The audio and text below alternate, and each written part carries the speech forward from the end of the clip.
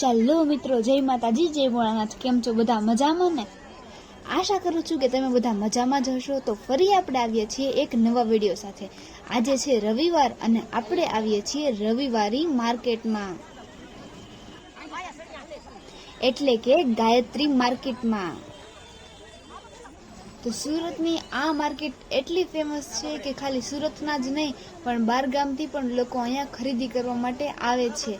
આ માર્કેટમાં આપણે બપોર પછી આવ્યા હોય તો અહીંયા એટલું ટ્રાફિક હોય કે તમારે પગ મૂકવાની પણ જગ્યા ન હોય, પણ આપણે સવારના 11:30 કોરના આવ્યા હતા તો પણ અહીંયા એટલું ટ્રાફિક છે કે તમે હરખી રીતે હાલી પણ નથી શકતા અને શૂટિંગ પણ નથી ઉતારી શકતા અહીંયા, કેમ કે અહીંયા નવી ડિઝાઇનની સાડીઓ, અલગ અલગ ડિઝાઇનના ચણિયા ચોળી, પેર, કુર્તી, પ્લાઝો કે પછી નાના છોકરાઓના ચપ્પલ કે કપડાં ગમે એ હોય એ બધી જ વસ્તુ તમને અહીંયા આસાનીથી મળી રહેશે।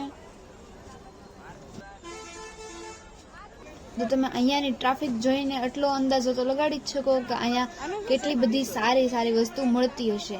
અને હા, જો તમે અહીંયા પહેલી વખત આવો તો તમારા મોબાઈલ અને પાકીટનું ખાસ ધ્યાન રાખજો, કારણ કે અહીંયા પાકીટ અને મોબાઈલ એ ચોરી થઈ જાય છે। અને અહીંયા આવો તો કોઈ જ તમારા ઘરેણાં પહેરીને ના આવતા।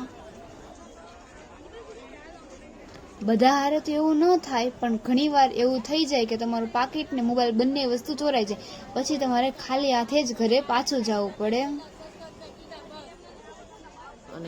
તો હા મિત્રો, અહીંયાની સાડીઓ તમને કેવી લાગી તે મને તમે કમેન્ટમાં જરૂરથી કહેજો।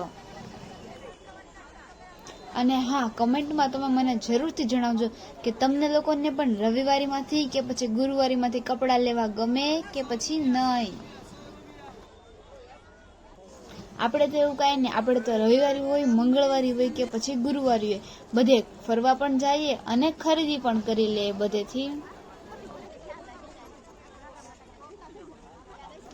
ગમે એ વારીમાં જાઓ, વસ્તુ જોઈ અને પછી એનો ભાવતાલ કરીને પછી જ વસ્તુ લેવાની, કારણ કે આ વસ્તુ તમને અડધામાંથી પણ અડધા ભાવમાં મળી જશે।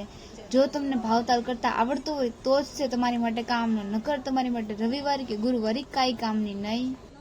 જો તમને મારો વિડીયો ગમ્યો હોય તો લાઇક, શેર, સબસ્ક્રાઈબ કરવાનું ભૂલશો નહીં। અને હા, ફરી મળીશું નવા વિડીયો સાથે। ત્યાં સુધી જય માતાજી, જય Bholanath. Please like, share and subscribe.